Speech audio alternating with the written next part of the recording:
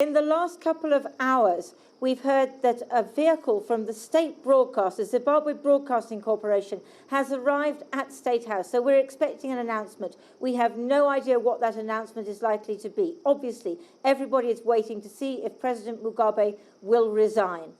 What we do know is that earlier in the day, he met the service chiefs, the army chief, we think the Air Force chief as well. They may have been delivering even more bad news to him.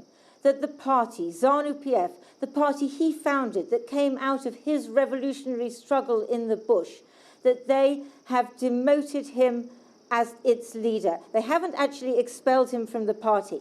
But what they have said that is if he doesn't step down as president of the country by midday tomorrow, then there will be impeachment proceedings, which will start on Tuesday when Parliament meets again. It's extraordinary when you think about this. This is a man who has dispatched his enemies using violence right back to the Liberation War and ever since. But they are going through incredible constitutional niceties to try and give him a dignified exit. He just doesn't want to take it. Today was another extraordinary day in which even we, the foreign journalists, for the first time were allowed to go into the headquarters of Zanu-PF. Something unimaginable inside the headquarters of Zanu-PF, the party Robert Mugabe has led since its founding. Our people, colleagues, are demanding from us gathered here to show leadership and give effect to their demands for the recall of President and First Secretary of Zanu-PF, Comrade Mugabe, from his position in the party and government. Who'd have believed it? Party stalwarts who have worshipped the comrade president all their political lives, celebrating his demise. In the last 5 years, his wife and close associates have taken advantage of his frail condition. They did that to loot, he said. Grace Mugabe was today expelled as head of the Women's League. So what did you think of Grace Mugabe as the head of your league? On the other side of town, they were also singing hymns. In a church where many of the congregation were out on the streets yesterday, calling for Mugabe to go. President today? Yes, very much so. What are you praying that he does? Well, we're praying that, he responds positively to the call of the people. That's all we are saying. Yeah, we don't see any point in him resisting what has clearly been the wish of the people. Will he go? I hope so. I pray he goes. That's what I'll pray for. They're hoping that the likely new leader, ousted Vice President Emmerson Mnangagwa, is no longer the ruthless figure of earlier times, but was born again after Mugabe turned against him. The difference now is Mnangagwa also was nearly killed. So it's not the same Mnangagwa before.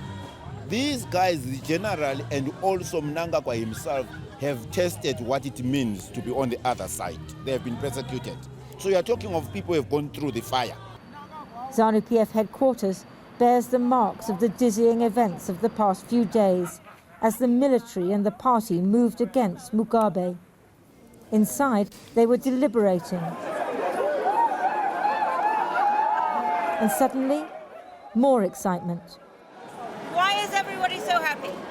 Because they've just announced a resolution that the former Vice President Mnangagwa must be reinstated to his position, not only of Vice President, but to take up the #1 position. That's what they've just announced. And what about President Robert Mugabe? They've also announced that they've recalled. And so they danced to the downfall of President Mugabe, just as they used to dance in his praise.